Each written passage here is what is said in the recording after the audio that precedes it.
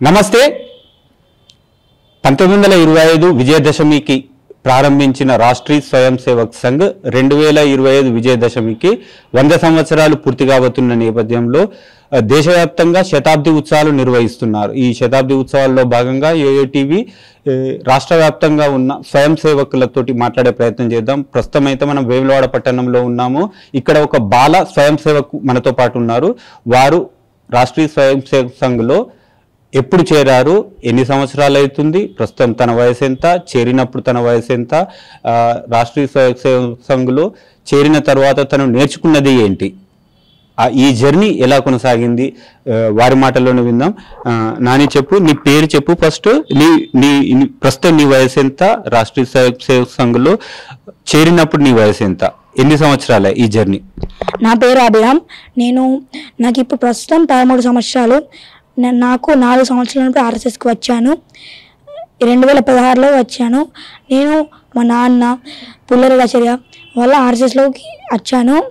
RSS అంటే రాష్ట్రీయ స్వయం సేవక్ సంఘ్ మాత్రమే కాదు, ఇందులో అనేకంగా చాలా నేర్చుకోవచ్చు। ముఖ్యంగా యోగా, తల్లిదండ్రుల పట్ల గౌరవం, పెద్దల పట్ల గౌరవం,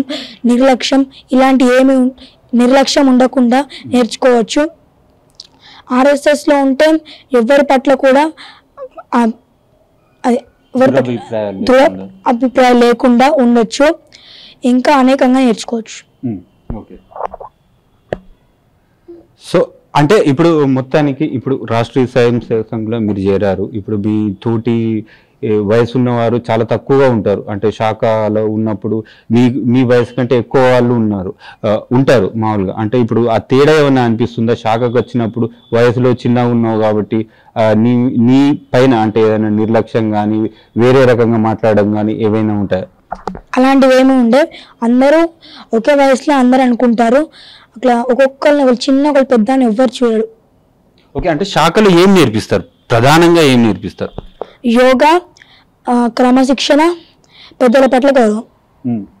ఇంకా అంటే నువ్వు అబ్జర్వ్ చేసింది, ఇప్పుడు నీ తోటి విద్యార్థులు ఉంటారు, నీ క్లాస్లో చదువుతున్న విద్యార్థులు ఉంటారు, వాళ్ళకు నీకు డిఫరెన్స్, లేదంటే మీ ఇంటి దగ్గర ఉన్న విద్యార్థులు కావచ్చు, మాట్లాడే విధానంలో కావచ్చు, ఇంకా వేరే విషయాల్లో కావచ్చు, ఇంకా మిగతా తల్లిదండ్రులు కూడా ఉంటారు, నీ పట్ల ఎలా ప్రవర్తిస్తారు వాళ్ళు నా పట్ల ఎలా ప్రవర్తిస్తారో నాకు తెలియదు, కానీ నేను మాత్రం మా తల్లిదండ్రుల పట్ల మాత్రం చాలా గౌరవంగా ప్రవర్తిస్తాను। నా తోటి విద్యార్థులు స్కూల్లో శాఖ చేస్తారు, కానీ ఇంటికాడ మిత్రులు మాత్రం శాఖని ఒక వేరేలా చూస్తారు। ఓకే, అంటే ఆర్ఎస్ఎస్ ఇప్పుడు శతాబ్ది ఉత్సవాలు నిర్వహిస్తున్నారు, సో ఇందులో భాగంగా ఒక స్వయం సేవక్గా ఉండడం చాలా గొప్ప విషయం।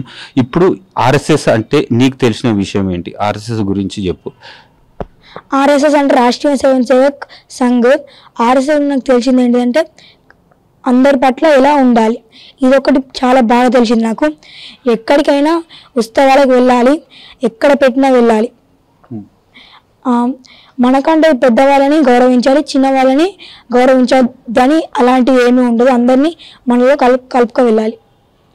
ఓకే, అంటే ఈ సేవా కార్యక్రమాల్లో మామూలుగా ఆర్ఎస్ఎస్ అనేది చాలా ప్రముఖంగా ముందు వరుసలో ఉంటుంది। అందులో ఇప్పుడు అంటే నువ్వు నీ వయసులో అంటే పాల్గొన్నావు ఎప్పుడన్నా సేవా కార్యక్రమాలు? ఇక్కడ చాలాసార్లు పాల్గొన్నాను, సిరిసిల్లలో ఒకసారి, వేములవాడలో ఒకసారి పాల్గొన్నాను। అంటే ఏం కార్యక్రమాలు? అంబేద్కర్ జయంతి రోజు పదసంచలనంలో సిరిసిల్లలో పాల్గొన్నాను, వేములవాడలో విజయదశమి రోజు పాల్గొన్నాను, రాఖీ ఉత్సవాల్లో పాల్గొన్నాను, వేములవాడ సద్దుల బతుకమ్మ రోజు వేములవాడ చెరువులో అందరికీ మేము లస్సీ పోసాం। కరోనా టైంలో ఇంటింటికి మంచినీళ్ళు, కరోనా వచ్చిన వాళ్ళకి మంచినీళ్ళు, మాస్కులు ఇచ్చారు నా తోటి స్వయం సేవకులు నేను। ఇంకా రాముని గుడి కోసం ప్రతి ఇంటికి వెళ్ళి కొద్దిగా చందా సహకరించాం। నాకు నా తోటి గల్లీ మిత్రులకి చాలా డిఫరెన్స్ ఉంటుంది। ప్రతి నా మిత్రుల వాళ్ళ తల్లిదండ్రులు వచ్చి మా అమ్మ నాన్న దగ్గరికి వచ్చి, నీకు మా పిల్లలు నీ కొడుక్కి మా పిల్లలకి చాలా డిఫరెన్స్ ఉందంటే మా తల్లిదండ్రులకి నాకు చాలా గర్వంగా అనిపిస్తుంది। దీనికి కారణం నేను చదువుతున్న శిశు మందిర్, నేను నేర్చుకున్న ఆర్ఎస్ఎస్ శాఖ సంస్కారం। ఓకే, ఒక్కటి చెప్పమ్మా, నీ తోటి విద్యార్థులు కావచ్చు, వాళ్ళ తల్లిదండ్రులకు కావచ్చు, ఏం చెప్పాలనుకుంటున్నావు శాఖ గురించి? ప్రతి ఒక్కరు శాఖని ఒక వేరేగా చూస్తారు, అలా చూడకుండా రోజు ఉదయం శిశు మందిర్లో శాఖ అవుతుంది, అక్కడికి పంపించాలి, సాయంత్రం వివేకానంద స్కూల్లో అవుతుంది, అక్కడ కూడా శాఖకు పంపించాలని నేను చెప్తున్నా ప్రతి తల్లిదండ్రులకి, నా తోటి మిత్రులకు. శాఖ నుండి నువ్వు నేర్చుకున్నది ఏంది, వాళ్ళు నేర్చుకోవాల్సింది ఏంటి? నేను నేర్చుకుంది చెడు వ్యసనాలు, నేను నేర్చుకోలేదు చెడు వ్యసనాలు. వాళ్ళు బయట ఉండి నేర్చుకుంటే చెడు వ్యసనాలు, శాఖకు వస్తే అవి వాళ్ళకి వెళ్తాయి. చాలా సంస్కారంగా ఉంటారు వాళ్ళు కూడా. తల్లిదండ్రులకు ప్రిపేర్ చేస్తున్నారు, సో శాఖకు వెళ్ళండి అంతే. వాళ్ళ తల్లిదండ్రులకి నేను చెప్తున్నాను, మీ పిల్లల్ని శాఖకి ప్రతిరోజు పంపించండి, సంస్కారంగా అవుతారు. నేను ఈ 100 RSS రోజున, దసరా రోజున, అది కూడా శిశు మందిర్ స్కూల్లో శాఖ చేశాను. నాకు చాలా ఆనందంగా ఉంది. ఒక స్వయం సేవక్గా ఈరోజు శాఖ చేసినందుకు చాలా చాలా గర్వంగా ఉంది.